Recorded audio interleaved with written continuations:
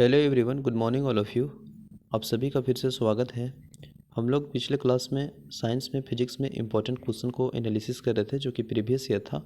और आज के सेशन में हम लोग प्रकाश यानी लाइट से संबंधित जितने भी प्रश्न पूछे गए हैं UPSC, BPSC, MPPCS, JPSC, state PCS में जितने भी प्रश्न पूछे गए हैं उन सब प्रश्न को हम लोग देखेंगे। और आज के सेशन में हम लोग 50 प्रश्न को एनालिसिस करेंगे और फिर नेक्स्ट डे हम लोग करेंगे लगभग 150 प्रश्न हैं। तो चलिए हम लोग स्टार्ट करते हैं क्वेश्चन नंबर 1 से। यदि आप चैनल में नए हैं तो प्लीज़ सब्सक्राइब करें, लाइक करें, शेयर करना ना भूलें। तो चलिए स्टार्ट करते हैं क्वेश्चन नंबर 1। फर्स्ट है कि निम्न में से किस विकिरण में ऊर्जा प्रति क्वांटम सर्वाधिक होती है। तो इसमें सर्वाधिक होती है वह आपका 200 से 280 nm। Option number B is right answer है, क्योंकि तरंगदैर्ध्य की न्यूनतम जो रेंज होती है वह रेंज वाली विकिरण में प्रति क्वांटम ऊर्जा सर्वाधिक होगी, अतः विकल्प बी अभिष्ट यानी सही है। ठीक है ना। नेक्स्ट है क्वेश्चन नंबर 2। सौर विकिरण निम्न में से किस परास में दिखता है। तो अगर हम बात करेंगे सौर विकिरण में, तो पृथ्वी पर आने वाली सौर विकिरण का परास जो है वह 100 नैनोमीटर से यानी 100 नैनोमीटर से 10⁻6 nm तक विस्तृत है। इस सौर विकिरण में पराबैंगनी विकिरण का जो परास होता है वह 100 nm से 400 nm होता है। तो 100 nm से 400 nm होता है। और परास की अगर हम बात करेंगे तो 400 nm से 700 nm तथा अवरक्त विकिरण परास 400 nm से 10⁻6 nm से विभाजित किया जा सकता है। तो इस तरह से देखेंगे तो 400 nm से 700 nm ऑप्शन नंबर जो है वो B is a right answer है। ठीक है ना, B is a right answer है। नेक्स्ट क्वेश्चन नंबर 3 है कि दृश्य प्रकाश का द्रव्यमान प्रसार होता है। तो जो दृश्य प्रकाश का द्रव्यमान प्रसार होता है वह होता है 390 से 780 nm के बीच, जो कि ऑप्शन नंबर जो है वो D is a right answer है। Next question number 4। मानव आँख दृश्य प्रकाश के जिस तरंगदैर्ध्य के लिए सर्वाधिक सुग्राही होती है वह है 5500 टंगस्टन, यानी option number B is the right answer हो जाएगा। ठीक है, इसे हम 555 nm यानी नैनोमीटर तरंगदैर्ध्य के लिए सर्वाधिक सुग्राही होती है। ठीक है, और ये दृश्य प्रकाश के तरंगदैर्ध्य का 400 nm से 700 nm होती है। और मानव नेत्र दृश्य प्रकाश के माध्यम से तरंगदैर्ध्य वाली किरणों को, विशेषकर पीले हरे रंग का प्रकाश की किरण तरंगदैर्ध्य 555 nm के प्रति सर्वाधिक सुग्राही होती है, अतः विकल्प जो है वह B is a right answer है। Next question number 5। प्रकाश विकिरण की प्राकृतिक होती है। तो प्रकाश विकिरण की जो प्राकृतिक होती है वह होती है तरंग और कण के समान। ऑप्शन नंबर जो है वह सी इज़ द राइट आंसर हो जाएगा। ठीक है ना। प्रकाश दोहरे प्राकृतिक प्रदर्शन करती है, कभी कण के समान तो कभी कण के यानी तरंग के समान। प्रकाश के कुछ गुणों जैसे व्यक्तिगत हो गया, व्यक्तिकरण हो गया, ठीक ना, विवर्तन हो गया, घूर्णन आदि व्याख्या प्रकाश के तरंग मानकर ही की जाती है, जबकि अन्य कुछ गुणों जैसे प्रकाश के विद्युत प्रभाव हो गया, कॉम्पैक्ट प्रभाव हो गया आदि सभी व्याख्या यह मानकर की जाती है कि प्रकाश ऊर्जा के छोटे छोटे पैकेटों में से मिलकर बना है। तो तरंग के कण और दोनों मतलब जो आपका तरंग और कण दोनों समान है, जो कि option number C is right answer है। Next question number 6। प्रकाश सीधी रेखा में चलता प्रतीत होता है क्योंकि प्रकाश सीधी रेखा में चलता प्रतीत होता है क्योंकि प्रकाश का तरंगदैर्ध्य बहुत छोटा होता है तथा उसका विकिरण जो होता है विवर्तन भी बहुत छोटा होता है, जो कि हमारी आंखें नहीं देख सकती है। इसलिए प्रकाश हमें सीधी रेखा में चलती हुई प्रतीत होती है, जो कि ऑप्शन नंबर जो है आपका सी इज़ ए राइट आंसर हो जाएगा। ठीक है ना। नेक्स्ट क्वेश्चन नंबर 7 है, निम्नलिखित में से किसका वेग अधिकतम होता है। तो प्रकाश का option number B is right answer हो जाएगा। दिए गए विकल्प में प्रकाश का वेग अधिकतम होगा। प्रकाश एक सीधी रेखा में संचलित होती है और प्रकाश तरंगें निर्वातित से होकर गुजरती है। ठीक है, परंतु ध्वनि तरंगें ऐसा नहीं कर पाती है। भिन्न माध्यमों में प्रकाश की चाल भिन्न भिन्न होती है और प्रकाश की चाल सबसे अधिक निर्वात में होती है, निर्वात में। ठीक है, निम्नलिखित में से कौन सा कथन सत्य है। तो यह पूछा जा रहा है कि कौन सा कथन सत्य है। तो देखिए, तो पहला क्या है कि प्रकाश का वेग अधिकतम होता है, बिल्कुल सही है। तो ये तो कथन सत्य है, यानी option number A is right answer हो जाएगा। ठीक है ना। Next question number 9। प्रकाश का शून्यावकाश का वेग अनुमानित है। तो प्रकाश का जो अनुमानित है वो वेग वह है 3 गुने 10⁸ metre per second. Option number B is the right answer. प्रकाश का गति कितना होता है? सेम क्वेश्चन, 3 गुने 10⁸ मीटर पर सेकेंड। नेक्स्ट है प्रकाश का वेग अधिकतम होगा, तो प्रकाश का वेग जो अधिकतम होगा वो आपका क्या में होगा बताइए? निर्वात में। Option number C is the right answer, ठीक है ना। नेक्स्ट है क्वेश्चन नंबर 11 के बाद यहाँ पे हम लोग देखेंगे 12। प्रकाश की गति किसके बीच से जाते हुए न्यूनतम होती है? तो कांच, क्योंकि जिस वस्तु या पदार्थ में अपवर्तनांक ज़्यादा होता है उससे प्रकाश की गति न्यून होती है। कांच, निर्वात, जल और वायु में कांच का अपवर्तनांक सबसे अधिक होता है, सबसे ज़्यादा होता है, इसलिए प्रकाश का गति कांच में न्यूनतम होगा, ठीक है ना। Option number A is right answer. सूर्य के प्रकाश को धरती सतह पर पहुंचने में लगने वाली समय है लगभग कितना है? तो लगभग देखिएगा, तो लगभग आपका हो जाएगा 8 पॉइंट यानी 5 यानी 8 मीटर 20 सेकेंड होता है, जो कि ऑप्शन में परफेक्ट आपका सी मान लिया जाएगा, यानी सी इज़ द राइट आंसर हो जाएगा 8 मिनट 5 सेकेंड, ठीक है ना। सूर्य के प्रकाश में पृथ्वी की सतह पर पहुंचने में 499 सेकेंड लगते हैं, जिसे मिनट में बदलने के लिए लगभग आपका 8 मिनट 3 सेकेंड होगा, ठीक है। Option number C is right answer. सूर्य से पृथ्वी तक प्रकाश पहुंचने में लगभग कितना समय लगता है? तो लगभग की बात की जा रही है, तो ऑप्शन में आपका जो है सी राइट आंसर हो जाएगा 8 मिनट। नेक्स्ट है सूर्य का प्रकाश पृथ्वी पर पहुंचता है तो 8 मिनट में, जो कि option number C is right answer है। नेक्स्ट है क्वेश्चन नंबर,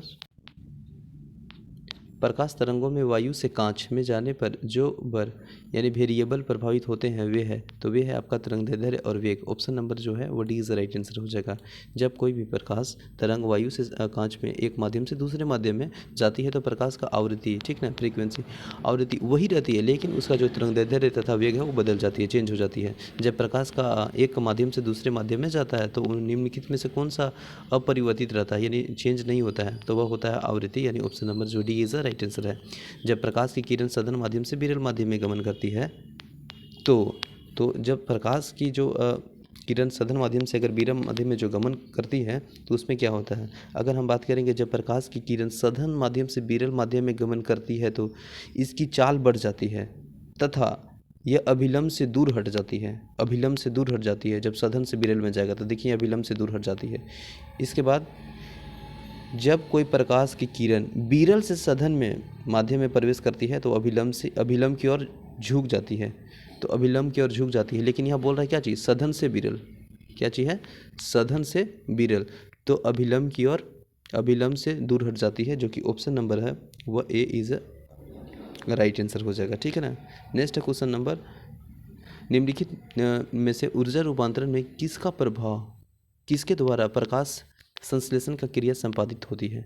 तो वो होते हैं प्रकाश के रासायनिक ऊर्जा, यानी ऑप्शन नंबर जो है ए इज राइट आंसर हो जाएगा, ठीक है ना। नेक्स्ट है क्वेश्चन नंबर 20, प्रकाश सजावट तथा विज्ञापन के लिए विसर्जन नलिकाओं में प्रयुक्त होने वाली गैस है, तो वह है neon. Option number D is right answer हो जाएगा, ठीक है। नियोन गैस विसर्जन यानी लैंप हो जाएगा, डिस्चार्ज लैंप एंड ट्यूबों तथा प्रतिविधि बल्बों में भरी जाती है। नेक्स्ट है साबुन के पतले झाग में चमकदार रंगों का बनना किस परिघटना का परिणाम है? तो साबुन के जो पतले झाग चमकदार जो बनता है वह जो परिघटना का जो आपका परिणाम है वह बहुलित परावर्तन और व्यक्तिकरण, जो कि option number A is right answer हो जाएगा। एक्सप्लेन यहाँ पे देख लेते हैं हम लोग।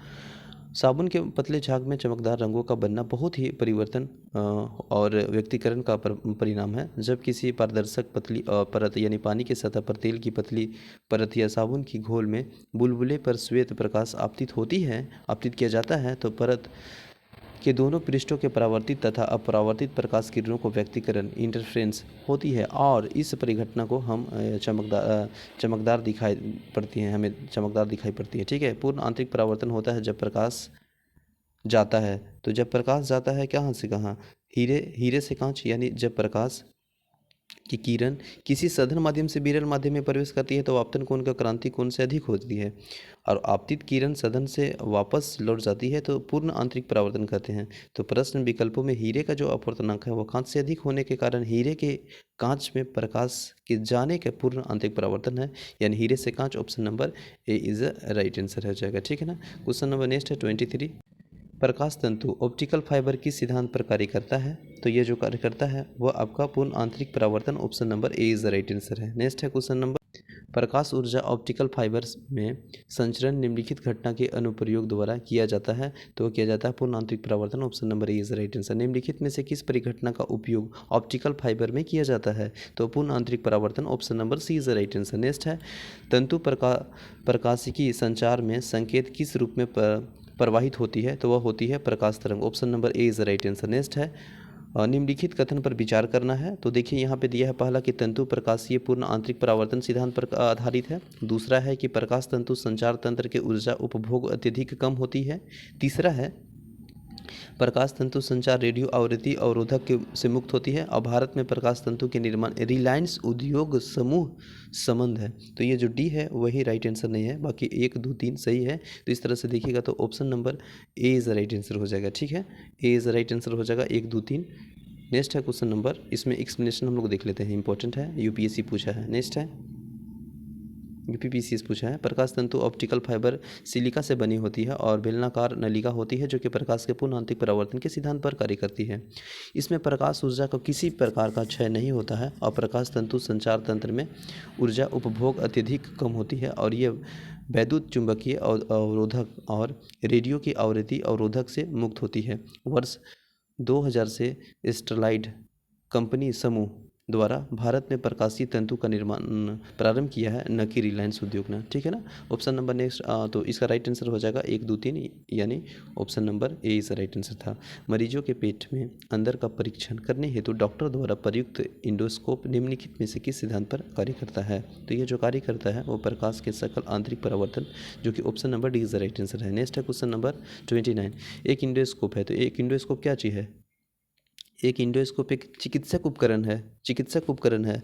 तो ऑप्शन नंबर जो डी इज राइट आंसर हो जाएगा, क्योंकि इसमें नहीं है सरल सूक्ष्मदर्शी है और संकीर्ण दूरदर्शी है और कैमरा का प्रकार है, नहीं, यह एक इंडोस्कोप है जो कि चिकित्सक उपकरण है। और ये कैमरे का प्रकार कहना गलत है, क्योंकि एक लंबी पतली और लचीली नली होती है जिसमें प्रकाश और एक वीडियो कैमरे की व्यवस्था होती है, फैसिलिटी होती है उस तरह से। और इसका उपयोग चिकित्सा मानव यानी शरीर के आंतरिक भागों में चित्र लेने के लिए करने के लिए उसमें पुट किया जाता है। और इसमें मानव प्राकृतिक छिद्रों जैसे मुंह, नाक इत्यादि रास्ते शरीर से प्रवेश यानी एंट्री कराई जाती है। तो इस तरह से ऑप्शन नंबर जो है इसका डी इज राइट आंसर हो जाएगा। नेक्स्ट है क्वेश्चन नंबर,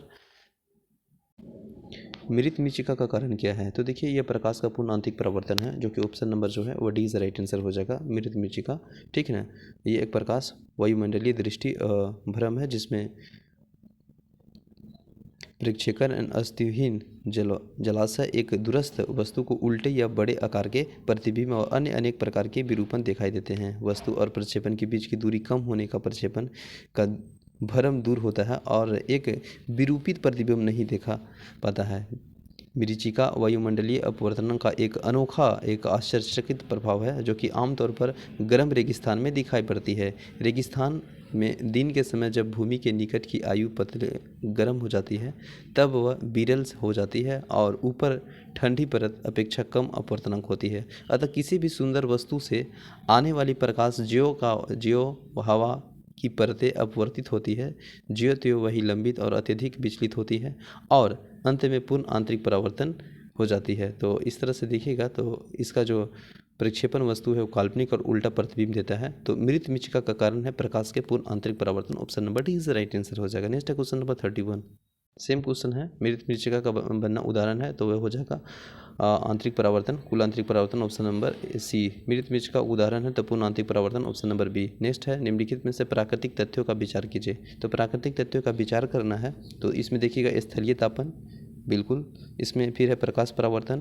प्रकाश अपवर्तनांक और प्रकाश विवर्तन। तो प्रकाश जो आपका परावर्तन है यानी इस तरह से ऑप्शन नंबर ए और 3 यानी सी इज़ द राइट आंसर हो जाएगा। ठीक है ना, नेक्स्ट है क्वेश्चन नंबर 34 में यहाँ पे है कि एक काटा हुआ हीरा क्यों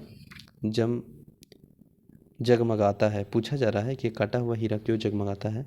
तो देखिए हीरे का जो अपवर्तनांक बहुत अधिक होता है, इसमें कटाई या तराशी इस प्रकार होती है कि कोई प्रकाश किरण यदि इसके अंदर चली जाए तो बाहर निकलने से पहले उसका कई बार पूर्ण आंतरिक परावर्तन हो। इस प्रकार कई बार किरणों पर पूर्ण आंतरिक परावर्तन होने से हीरे चमकती है। तो जो ऑप्शन नंबर जो है वो सी इज द राइट आंसर हो जाएगा, पूर्ण आंतरिक परावर्तन। नेक्स्ट है क्वेश्चन नंबर 35। उचित रीति से कटे हीरे को असाधारण नमक मतलब चमक का आधारभूत कारण यह है कि उसका अति उच्च अपवर्तनांक सूचांक होती है, यानी option number B is right answer है। ठीक है ना। हीरे का चमकने का प्रमुख कारण उसकी पूर्ण आंतरिक परावर्तन है, और चूंकि हीरे का अपवर्तनांक बहुत ही अधिक यानी 2.42 होने के कारण इसका जो क्रांतिक कोण है वह केवल 24 डिग्री होती है, और अतः जब विशेष रूप से काटे गए हीरे का अंदर प्रकाश पड़ता है तो वह हीरे के पृष्ठों पर बार बार पूर्ण आंतरिक परावर्तन होती रहती है। एक काटा हुआ हीरा जगमगाहट के साथ चमकता है, इसलिए क्योंकि वह पूर्ण आंतरिक परावर्तन के कारण है। Option number A is right answer है। एक काटा हुआ हीरा जगमगाता के साथ चमकता है, क्वेश्चन सेम है, जो कि पूर्ण आंतरिक परावर्तन के कारण। ऑप्शन नंबर जो है B is the right answer है।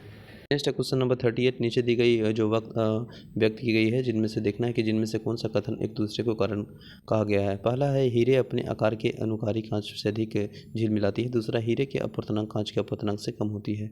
तो उपयुक्त कथन में से कौन सा सही है? तो देखिए, इसमें अगर हम बात करेंगे ये तो सही है परंतु आर गलत है, इसलिए कि हीरे को झिलमिलाहट जो अधिक अपवर्तनांक होता है वह 2.42 होती है। ठीक है। और परिणाम स्वरूप इसका जो क्रांतिक कोण है वो कम होती है, तो इससे विभिन्न बिंदुओं से प्रकाश पूर्ण आंतरिक परावर्तन हो जाती है, और यही कारण है कि हीरे अपने आकार में अनुकारी कांच के अधिक झिलमिलाता है, और जब कांच का अपवर्तनांक 1.51 होता है। ठीक है। तो इस प्रकार कथन एक सही है जबकि आर गलत है। तो ऑप्शन नंबर जो है सी इज राइट आंसर है। नेक्स्ट है क्वेश्चन नंबर 39 में है कि किसी वस्तु के त्रिविमीय 3 डायमेंशनल के प्रतिरूप को अंकित तथा पुनरावृत्ति करने की तकनीक का नाम है। तो जो तकनीक का नाम है वह होलोग्राफी है। Option number D is right answer हो जाएगा, होलोग्राफी। ठीक है ना।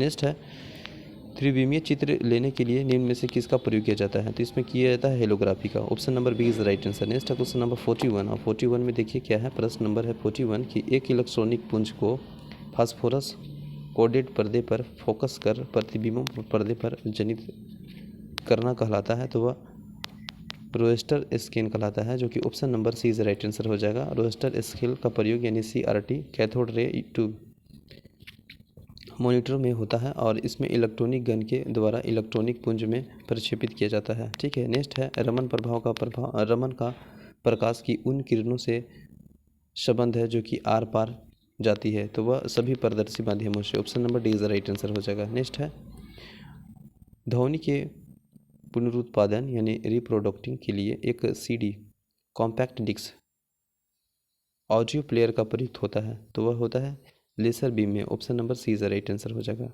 ठीक है ना। CD प्लेयर के प्रयुक्त लेंस यानी परावैंगनिक लेजर प्रकाश के उत्सर्जित करता है, जो CD की चमकदार सतह और परावर्तन होकर ध्वनि को उत्पन्न करती है। नेक्स्ट है 44, जब एक CD ऑडियो वीडियो पर नालियों के प्रयुक्त होने वाला कॉम्पैक्ट डिस्क सूर्य के प्रकाश में देखी जाती है तो इंद्रधनुष के समान रंग दिखाई पड़ते हैं, इसका व्याख्या की जा सकती है। तो इसका व्याख्या जो की जा सकती है वह किया जाता है परावर्तन और विवर्तन, रिफ्लेक्शन एंड डिफ्लेक्शन के परिघटना के आधार पर। Option number A is right answer हो जाएगा। ठीक है। नेक्स्ट है क्वेश्चन नंबर 45। IAS में पूछा है कि दीर्घ तरंग दैर्ध्य वाले प्रकाश का परिकर्ण लघु तरंग दैर्ध्य वाले प्रकाश के कहीं अधिक होता है।